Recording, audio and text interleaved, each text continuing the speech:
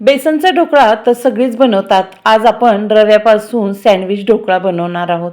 त्यासाठी 2 वाटी रवा घेतलेला आहे. त्याच्यात आपल्याला दही घालायचं आहे, अर्धी पळीभर तेल घालायचं आहे, मीठ घालायचं आहे चवीनुसार आणि सगळं हे व्यवस्थित छान हलवून घ्यायचं आहे. पाणी घालून सगळं एकसारखं करून घ्यायचं आहे. सगळं एकसारखं करून झालं की हे साईडला ठेवून मिक्सरच्या भांड्यात इथं कोथिंबीर घ्यायची, हिरवी मिरची, अद्रक, पुदिना, लिंबाचा रस, जिरे, साखर आणि मीठ हे मिक्सरला फिरवून घ्यायचं आहे. आता हे बॅटर आपल्याला थोडं पाणी घालून एकसारखं करून घ्यायचं आहे हलवून.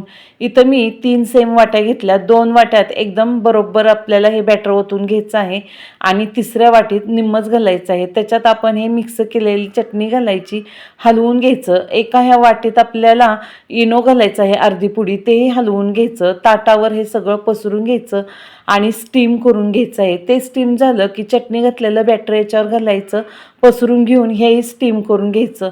त्याच्यानंतर आपल्याला 1 वाटी राहिली त्याच्यात अर्ध्या पुडी इनो घालायचा, तेही छान हलवून घेऊन इथं ह्या चटणीच्या बॅटरवर ओतायचं आणि सगळं पसरून घेऊन स्टीम करून घ्यायचं आहे. स्टीम झाल्यानंतर खाली काढायचं आणि याचे असे पाहिजे तसे आपल्याला आकाराचे ढोकळे बनवायचे. ह्याची फोडणी बनवून घ्यायची आहे.